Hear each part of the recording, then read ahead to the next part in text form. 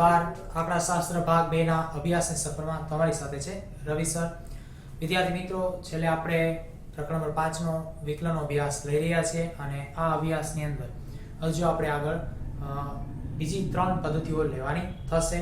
અત્યાર સુધીમાં તમે જોયું તો વિકલનની વ્યાખ્યા, કાર્ય નિયમ, પ્રથમ વિકલન અને તૃતીય વિકલન ઉપરાંત ઘટતું વિધેય અને વધતું વિધેય એ આ પરિસ્થિતિના સમયગાળા મુજબ તમારા બદલાયેલા કોર્સ મુજબ રદ થયેલ છે, પરંતુ રાબેતા મુજબ તો એ પ્રક્રિયા આપણા અભ્યાસનો એક ભાગ રહે છે।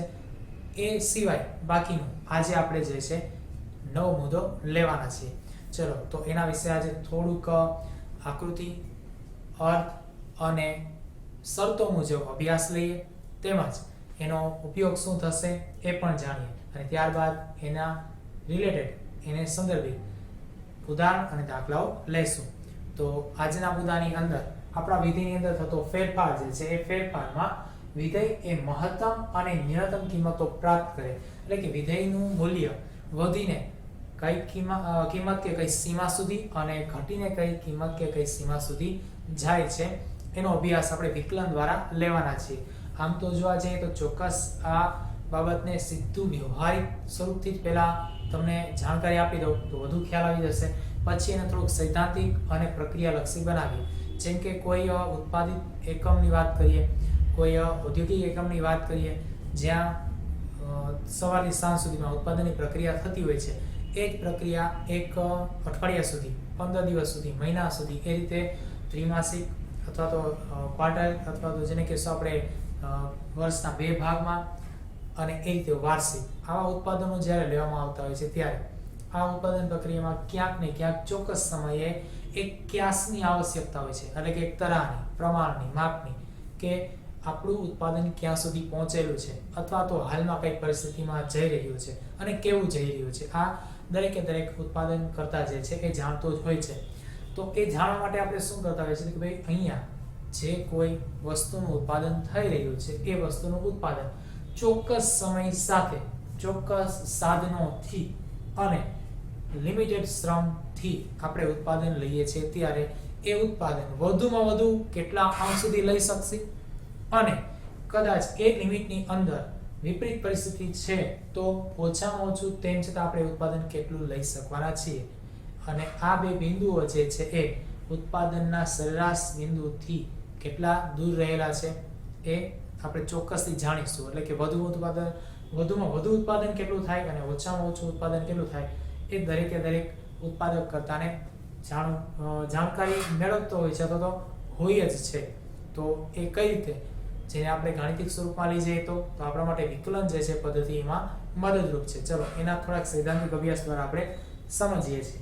તો અત્યારે મહત્તમ વિધેય અને ન્યૂનતમ વિધેય બંનેને સમજવા માટે પહેલા એક નાનકડો આપણી પાસે ગ્રાફ છે, ચાર્ટ સ્વરૂપ, બરાબર છે, એ સમજીશું। ઉપરાંત એને અનુલક્ષીને થોડાક સાંકેતિક શબ્દો જે છે તારવેલા છે, ઉપરાંત એને અર્થ અને વ્યાખ્યાયિત પદ રચના આપેલી છે, કોને આપણે મહત્તમ વ્યાખ્યાયિત કરીશું અને કોને ન્યૂનતમ વ્યાખ્યાયિત કરીશું। આમ જોવા જઈએ તો તમારી સામે જો કિંમત આવી જાય તો એ તો કહી દેશો સર કે આ ઓછામાં ઓછી કિંમત ને આ વધુ કિંમત, પણ એ પ્રોસેસને અંતે મળેલી કિંમત છે। જ્યારે ઓલરેડી આપણે પ્રોસેસ કરવાની છે, પ્રોસેસમાં જવાનું છે, તો એ જાણવું પડશે કે કઈ રીતે બને છે, કોના આધારે બને છે। તો અત્યારે મહત્તમ કિંમતને પહેલા સમજીએ।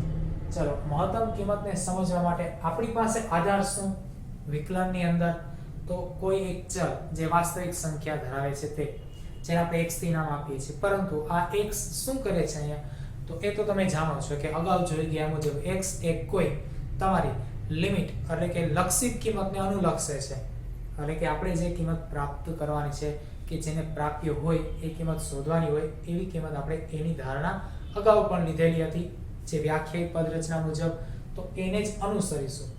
તો અહીંયા જે વિકલન મેળવવાનું છે, વિકલિત ફળ છે એ તમારું a હોય તો આપેલા આલેખ પત્ર મુજબ યામાક્ષોમાં x અને y એક્સિસ, જ્યાં ઉદ્ગમ સ્થાનથી લઈ અને આકૃતિ મુજબ એક તમને વક્ર જોવા મળે છે, જેમાં અત્યારે ઉપવલય પ્રકારનો હોય એવો વક્ર દેખાય છે। તમારી પાસે આ વક્ર પ્રાપ્ત કરવા માટે 3 બિંદુઓ છે અને આ 3 બિંદુઓનો આપણે પહેલા અભ્યાસ લઈએ। તો આકૃતિમાં આલેખ સામાન્ય નિયમ પ્રમાણે તૈયાર થયેલો છે, એમાં કોઈ બીજો ફેરફાર નથી. પહેલા x અક્ષ ઉપર કિંમતો લીધેલી છે અને y અક્ષ ઉપર કિંમતો લીધેલી છે. તો આ કિંમતો એ તમારા ચોક્કસ ચલને આધીન જ હશે, જે ઉત્પાદન હોય, ખર્ચ હોય, મૂડી રોકાણ હોય, નફો હોય, આમદની હોય વગેરેથી જ જોવા મળશે. તો એ જ મુજબ અહીંયા એક ગ્રાફ ડ્રો કરેલો છે અને આ કોમન છે, બધાને લાગુ પડશે. તો અહીંયા જે આકૃતિ આપેલી છે એ તમને એટલું રજૂ કરે છે કે આ ચિત્ર દ્વારા વક્રને આપણે કેવો સ્વરૂપ છે એ જોઈ શકીએ. તો એ અર્થમાં પહેલા અત્યારે આગળ વધીએ. તો અત્યારે આપણું બિંદુ A અથવા તો ચલ A જે છે એના સ્વરૂપોમાં આપણે ફેરફાર જોવા જઈ રહ્યા છીએ. ચલો કોઈ કિંમત એ ધારેલી છે તો આની અંદર ફેરફાર થશે. તો કેવો ફેરફાર થાય? તો એ કિંમત કાં તો ઘટે ને કાં તો વધે. અત્યારે તો આ બે દિશામાં જ આપણે આગળ વધવાનું છે. કારણ શું? મહત્તમ ની ન્યૂનતમ છે. તો આ ફેરફાર થતો હોય પણ એવું નહીં આપણે સામેથી ચાલીને કરીએ. કઈ રીતે? તો કે a ની કિંમતમાં આપણે ફેરફાર કરીએ, પણ કેવો? અલ્પ કરીશું ભાઈ. હવે કોઈ રાતોરાત કઈ મોટા બધા ફેરફારો જે છે રાબેતા મુજબ ન આવે. સામાન્ય જિંદગીમાં એ વસ્તુ રાબેતા મુજબ થતી નથી. ઓકે, અહીંયા કદાચ આપણે એવી કોઈ આકસ્મિક ઘટનાઓના ચક્રને જોઈએ તો એ આકસ્મિક ક્યારે કહેવાય છે? અચાનક જ બનતી હોય છે. એટલા માટે એ લાઈફસ્ટાઈલમાં કે તમારી રાબેતા મુજબ જે છે એમાં આવતી નથી. એટલે એને શું કરીએ છીએ? અલગ જ તારવીએ છીએ. જ્યારે સામાન્ય સંજોગોની વાત કરીએ ત્યારે થોડો ઘણો કે અલ્પ ફેરફાર જ જોવા મળતો હોય છે. તો અહીંયા a ની કિંમત એમાં થતો અલ્પ ફેરફાર, અને આ ફેરફાર કેવો? કાં તો ઘટતો હોય ને કાં તો વધતો હોય. ચલો, ઘટતો હોય ને વધતો આપણને સમજાય છે, પણ કેટલો એ અહીંયા આપણે શું કરવું પડશે? વ્યાખ્યાયિત કરવું પડશે. કારણ અહીંયા છેલ્લે તો પરિણામ જોશે જે અંકરૂપી જ હોય છે. તો એના માટે આપણે h ધારી લઈએ.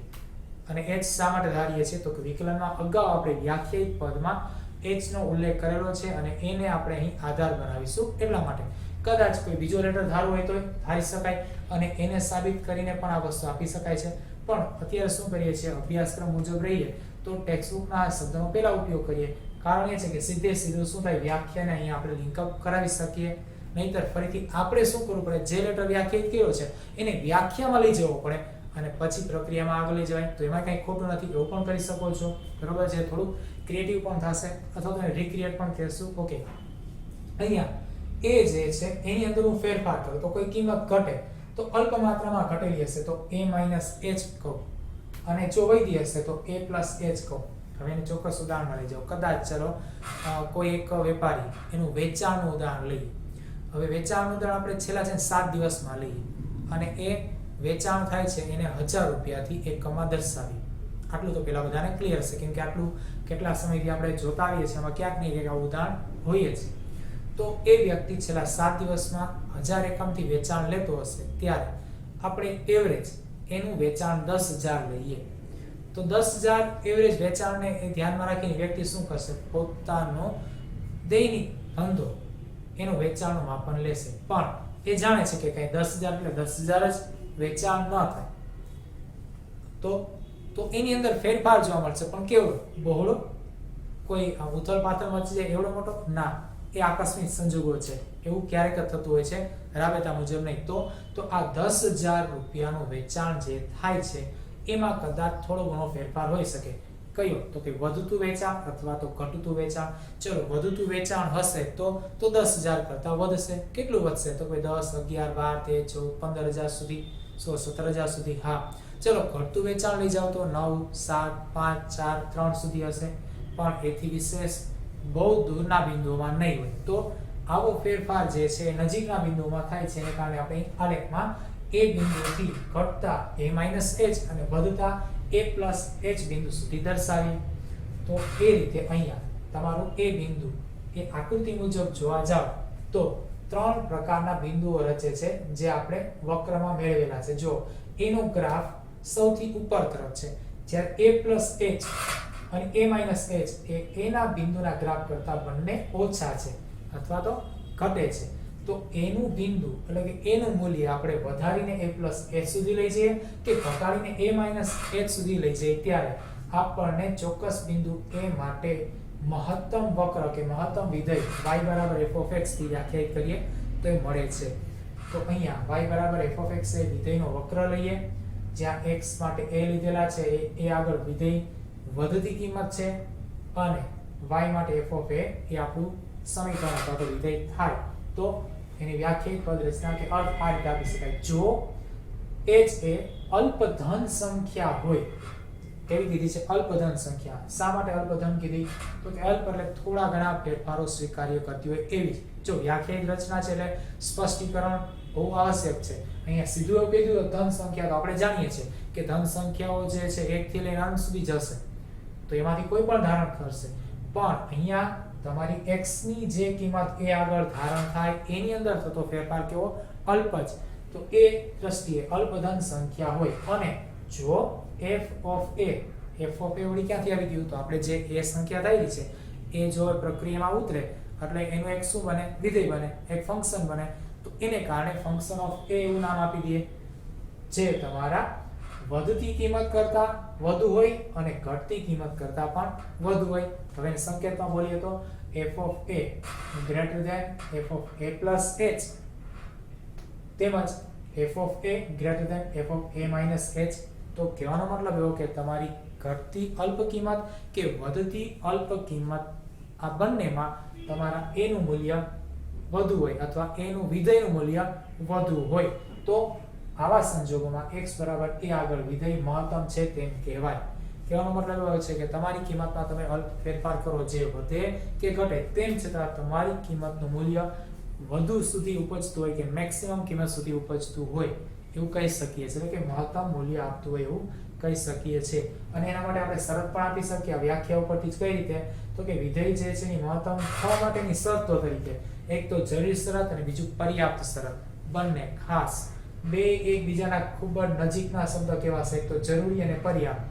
પણ તેમ છતાં બંને વચ્ચે સામાન્ય ભેદ છે એ મુજબ આગળ વધીએ ચલો પહેલા જરૂરી શરત લઈએ શું જરૂરી શરત આવશે તમારી ધારણા મુજબ ચલ x ની કિંમત a આગળ જ્યારે વિધેય બનાવે છે ત્યારે એનું વિકલન લેવામાં આવે તો f dash of a equal to 0 એટલે પહેલી જરૂરી શરત છે કે તમારું વિકલન પર આ બિંદુ આગળ 0 થવું જોઈએ કેવું થવું જોઈએ 0 અને ત્યારબાદ પર્યાપ્ત શરત દ્વિતીય વિકલનથી મળશે દ્વિતીય વિકલન દ્વારા શું કરશે તો કે વિધેયની અંદર કિંમત મૂકશે એ તો તમે અગાઉ જ શીખી ગયા અગાઉ જ જોઈ ગયા એટલા માટે મેં ત્યારે કીધું હતું કે એનો ઉપયોગ હવે આપણે આગળ લઈ જશું તો હમણાં જે છેલ્લા વિડિયોમાં દ્વિતીય વિકલનનો અભ્યાસ કર્યો હતો એ જ અહીંયા સીધો ઉપયોગમાં લેવામાં આવશે કે જો હવે તમે દ્વિતીય વિકલન મેળવો છો તો તમારું આ અલ્પ વધઘટ વાળું વિધેય એ 0 કરતા કેવું હશે નાનું હશે એ પર્યાપ્ત શરત મુજબ f double dash of a less than 0 તો તમારું વિધેય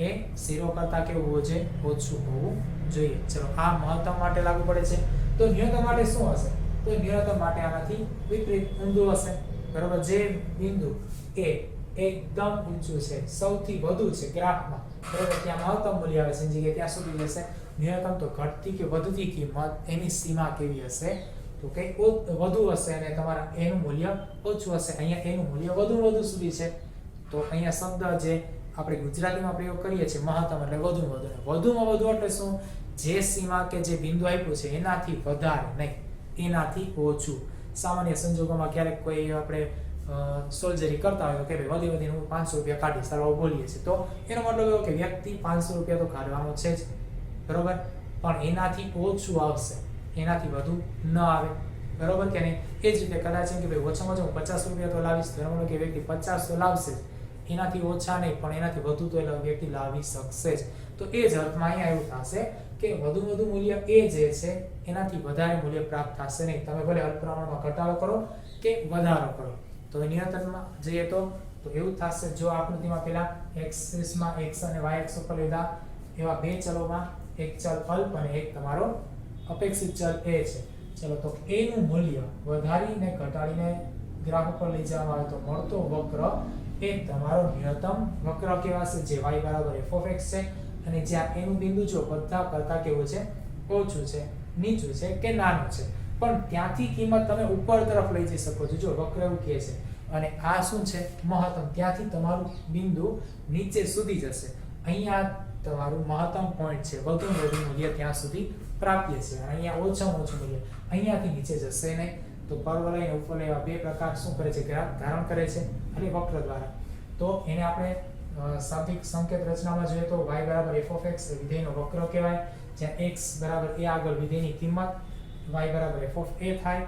તો જો h એ અલ્પધન સંખ્યા હોય અને જો f of a less than f of a plus h એટલે કે તમારી વધતી કિંમત કરતા a નાનો હોય, તેમજ f of a less than f of a minus h ઘટતી કિંમત કરતા પણ a નાનો હોય, તો x બરાબર a આગળ વિધેય ન્યૂનતમ છે તેમ કહેવાય. એક્ઝેક્ટ આની જેવું જ બરાબર છે. અહીંયા તો કે ઊંધું છે, બે કિંમત નાની હતી અને બે કિંમત મોટી થશે. તો હવે એને શરતો આપીએ. કઈ શરત? તો કે વિધેયની ન્યૂનતમ થવા માટેની શરતોમાં જરૂરી અને પર્યાપ્ત શરત. ચલો બે શરતમાં જરૂરી તો બે કોમન જ રહેશે. પ્રથમ વિકલન કેવું થવું જોઈએ? 0 થવું જોઈએ, એ બંને લાગુ પડશે. પણ દ્વિતીય વિકલન ઊંધું થશે. દ્વિતીય વિકલન શું થશે? 0 કરતા હંમેશા મોટું.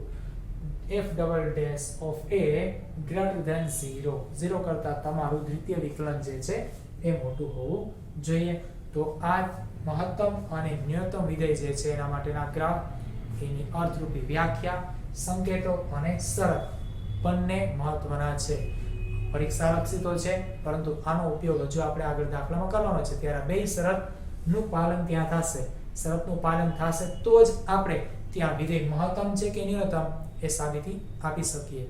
ચલો વિદ્યાર્થીઓ, આપણે હજી આગળ થોડોક સૈદ્ધાંતિક ભાગ લઈ રહ્યા છે. તો મહત્તમ અને ન્યૂનતમ કિંમત માટેનો જ રહેશે. ખાસ કરીને મહત્તમ અને ન્યૂનતમ કિંમતો મેળવવા માટે જો આપણે બે પ્રકારની પ્રોસેસ જોવાની છે, પ્રક્રિયાઓ લેવાની છે. ખાસ પહેલું છે સ્થિર બિંદુ અને બીજું જે છે એ કિંમતો મેળવવા માટેની રીત, એટલે કે મહત્તમ અને ન્યૂનતમ કિંમતો કઈ રીતે મેળવીશું. જો ખાસ કરીને રીત માટે આપણે સ્ટેપ આપવામાં આવે છે કે રીત કઈ રીતે ઉપયોગમાં લઈ અથવા તો રીત કઈ રીતે બનશે. તો ચલો આજે આપણે એનો અભ્યાસ પણ લેતા જઈએ. પહેલું સ્થિર બિંદુ. તો હમણાં ખરેખર તમે સ્થિર બિંદુ તો જોઈ ગયા, જ્યાં તમે ગ્રાફમાં એ ધારણા તરીકે લીધેલા હતા ત્યાં એ જે છે એ તમારી મહત્તમ કે ન્યૂનતમ કિંમત આપે છે. તો ત્યાંથી હવે કિંમત બદલાવાની નથી. તો એ બિંદુ પહેલા કેવું થઈ ગયું? સ્થિર બિંદુ. અને એ તમારી જરૂરી શરત હતી. જો જે પ્રથમ વિકલને બિંદુ 0 મળે છે બરોબર, એ બિંદુ, તો એ બિંદુ સ્થિર બિંદુ. વ્યાખ્યાયિત પદ રચના રીતે છે. સ્થિર બિંદુ કોને કહેવાય? જે બિંદુઓએ f of x એટલે x ની વિધેયની મહત્તમ અથવા ન્યૂનતમ કિંમત મળે છે તેને સ્થિર બિંદુ કહે છે. તો ગ્રાફમાં જોયું હતું એ માટે જ્યાં મહત્તમ અને એ માટે જ્યાં ન્યૂનતમ વક્ર થતો હતો, બનતો હતો, જે કિંમત આવતી હતી એ બિંદુ કેવું હતું? સ્થિર બિંદુ. બરોબર છે. જ્યારે મહત્તમ હશે ત્યારે તો કે ઉપવલય આકારમાં તમને વક્ર જોવા મળે છે, અને એ જ વસ્તુ ન્યૂનતમ હશે ત્યારે તો કે એ વક્ર જે છે કેવો થઈ જશે? તો કે ઉર્ધ્વની જગ્યાએ અધર થઈ જશે અને એનું ન્યૂનતમ બિંદુ જોવા મળશે. ચાલો અહીંયા એને આપણે કહેશું મહત્તમ કે ન્યૂનતમ બિંદુ. એ મળતું બિંદુ એટલે સ્થિર બિંદુ. તો સ્થિર બિંદુ મેળવવા માટેની શરત છે જે તમે જરૂરી શરતથી ઓળખી શકો છો. વિધેય માટેના પ્રથમ વિકલન નું મૂલ્ય 0 થવું જોઈએ. તો એ આપણી શરત થઈ ગઈ. અને કેવી શરત છે? તો કે જરૂરી શરત. તો કે વિધેય એટલે કે જે વિધેય નું પ્રથમ વિકલન 0 હોય તે બિંદુ મળશે આપણને સ્થિર બિંદુ. હવે આગળ મહત્તમ અને ન્યૂનતમ કિંમતો મેળવવા માટેની રીત એને સ્ટેપ પ્રમાણે અહીં તારવેલી છે. તો એને પણ જોતા છે. તો ખાસ આપેલ વિધેય માટે એટલે કોઈ પણ વિધેય આપણી પાસે વિધેય તમે જોઈ ગયા અગાઉ જ, કદાચ y નું સમીકરણ આપ્યું અથવા તો વિધેય આપ્યું x નું, તો f of x બરોબર આની જ વાત છે. એ જ વિધેયોની વાત છે જેનું પ્રથમ વિકલન તમે જોયું, દ્વિતીય વિકલન જોયું. તો વિધેયો માટે dy/dx એટલે કે પ્રથમ વિકલન, એનો બીજો સંકેત શું છે? અથવા તો f dash of x એટલે કે dy/dx f dash of x મેળવો. આવું કીધેલું છે. ઓકે, તો સમીકરણ dy/dx બરાબર 0 નું સમાધાન કરતી કિંમતો મેળવો. સૌથી પહેલા શું કરવું? પહેલું સ્ટેપ તો કે વિકલન તૈયાર કરવું. પણ કેવું? પ્રથમ વિકલન. તો એને શોર્ટકટ કરતા જે કરી નાખીએ પ્રવિ. પણ યાદ રાખજો સ્ટેટમાં પ્રવિ ખુદ પોતે ડિફાઇન છે, પ્રમાણિત વિચલન. બરોબર છે. તો એ ધ્યાન રાખવું. આ આપણે ઉજાવી કાઢેલું છે પ્રથમ વિકલન. તો આને આપણી રીતે યાદ રાખવાનું થશે. પહેલા કરવું પ્રથમ વિકલન, ત્યારબાદ શું? તો કે પ્રથમ વિકલન જે છે એ 0 આવવું જોઈએ. તો બીજું યાદ રખાય 0. બરોબર છે. સમીકરણ dy/dx = 0 નું સમાધાન કરતી કિંમતો મેળવો એટલે કે વિકલનને 0 સાથે સરખાવવાનું. તો શું મળશે? સ્થિર બિંદુ મળશે અથવા તેને કહેશું સ્થિર બિંદુ મેળવવું. તો બે સ્ટેપ, પહેલું સ્ટેપ પ્રથમ વિકલન, બીજું સ્ટેપ સ્થિર બિંદુ મેળવવું. જો અહીંયા શબ્દ રચના ફેરી પણ જશે કે સમીકરણનું સમાધાન કરતી કિંમત મેળવો તો એ સ્થિર બિંદુ જ કહેવાય. બંને એક જ વસ્તુ થઈ. ખાસ ધ્યાન રાખવાનું, વાક્ય રચના બદલી, શબ્દ બદલીને પ્રશ્ન પૂછવામાં આવે તો જવાબ તો એનો જ રહે છે. તો અહીંયા બીજું સ્ટેપ સ્થિર બિંદુ મેળવવું અથવા તો સમીકરણોનું પ્રથમ વિકલનને સમાધાન કરતી કિંમત મેળવવી. નંબર 3, સ્ટેપ નંબર 3 શું છે? દ્વિતીય વિકલન મેળવી તેમાં x ની કિંમતો વારાફરતી મૂકવી. આ x ની કિંમત કઈ ભાઈ? તો કે જે સ્થિર બિંદુ વખતે તમે મેળવી છે તે. અહીંયા જે મળે છે સમાધાન કરતી કિંમત એ કોની કિંમત છે? તો કે x ની કિંમત જ છે. કોની કિંમત છે? x ની કિંમત. અને આ x ની કિંમત એ સ્થિર બિંદુથી ઓળખાશે ત્યારે તેને દ્વિતીય વિકલન લઈ વિધેયનું પ્રથમ વિકલન છે એનું દ્વિતીય વિકલન મેળવી અને એ વિકલનમાં શું કરવાનું છે? તો કે x ની કિંમત મૂકવાની છે પણ વારાફરતી, કેમ કે તમારી પાસે મહત્તમ અને ન્યૂનતમ કિંમતો આવવાના છે બે મૂલ્યો હતી. એટલા માટે અગાઉ હમણાં જોયું છેલ્લા લેક્ચરોમાં કે ભાઈ દ્વિતીય વિકલન કરીએ ત્યારબાદ દ્વિતીય વિકલન માટે x ની કિંમત એ વિધેયોમાં મૂકવાની થતી હતી. તો બસ એ જ રીતે અહીંયા તમે જે બિંદુઓ આપવામાં આવતા તે મૂકતા તેની જગ્યાએ તમારે બિંદુઓ મેળવવાના અને હવે એ વિધેયની અંદર મૂકવાના છે. બરોબર છે? ચલો તો નેક્સ્ટ સ્ટેપ નંબર 3 શું આવે છે? દ્વિતીય વિકલન. તો દ્વિપ્રવી કરી નાખીએ આપણે. ચલો દ્વિપ્રવીની અંદર શું આવે છે? x ની કિંમતો મૂકવાની છે. તો દ્વિપ્રવી જે છે ના બિંદુ અથવા તો નો x એવું પણ કહી શકાય. પછી નંબર નેક્સ્ટ 4 માં જે સ્થિર બિંદુએ દ્વિતીય વિકલનની કિંમત ધન, જે સ્થિર બિંદુએ શું હોય? દ્વિતીય વિકલનની કિંમત કેવી હોય? ધન હોય. તે માટે વિધેય કેવું કહેવાશે? ન્યૂનતમ અથવા તો ન્યૂનતમ કિંમત આપે. જે તમે દ્વિતીય વિકલનમાં x ની કિંમત એટલે કે સ્થિર બિંદુ મૂકો છો અને એનો ઉકેલ ધન કિંમત મળશે તો તે વિધેય માટે ન્યૂનતમ કિંમત આપશે. તો એ શું કરશે? વિધેય માટે ન્યૂનતમ કિંમત આપશે. તો એનો મતલબ કે અહીંથી આપણે ખરાઈ કરી શકીએ, સાબિતી આપી શકીએ કે અહીંયા ન્યૂનતમ કે મહત્તમ બનશે. તો કેમ બનશે એવું પણ લઈ શકીએ છીએ. તો ઊંધું કે વિધેય ન્યૂનતમ ક્યારે બનશે? જો એ પર્યાપ્ત શરતમાં હતું જ 0 કરતા ઓછું હોય, ડબલ ડેશ વાળું એટલે કે દ્વિતીય વિકલન. તો દ્વિતીય વિકલન જે છે દ્વિપ્રવી એ 0 કરતા કેવા આવશે? અહીંયા મોટા તો ધન, તો કેવું આવશે? ન્યૂનતમ, અને ઋણ તો મહત્તમ. આ વસ્તુ જ હતું. તો એ જ રીતે અહીંયા આપણે શું કરી શકીએ છીએ? દ્વિપ્રવી એટલે કે d2y/dx² જે કેવા હોય? તો કે 0 કરતા મોટા તો ન્યૂનતમ કિંમત આપશે વિધેયની. અને બીજું જે સ્થિર બિંદુએ દ્વિતીય વિકલનની કિંમત ઋણ આવે તો એનો મતલબ કે d2y/dx² જે કેવા આવશે? 0 કરતા નાના, ઓછા આવશે, ઋણ આવશે. તો એ કિંમતે વિધેય જે છે કેવી કિંમત આપશે? મહત્તમ કિંમત આપશે. એટલે કે જે સ્થિર બિંદુઓ તમારા દ્વિતીય વિકલનમાં મૂકો અને કિંમત તમને ધન મળે તો એ કિંમત તમારી મહત્તમ વિધેય માટે આપશે. અને જો એ જ કિંમત તમને ઋણ મળે તો એ તમને ન્યૂનતમ કિંમત થી મહત્તમ કિંમત તરફ લઈ જશે. એટલે જો કિંમત ધન તો ન્યૂનતમ વિધેય અને કિંમત ઋણ તો મહત્તમ વિધેય આપે. ચલો છેલ્લું હોય વિધેયની મહત્તમ અથવા ન્યૂનતમ કિંમતો મેળવવા.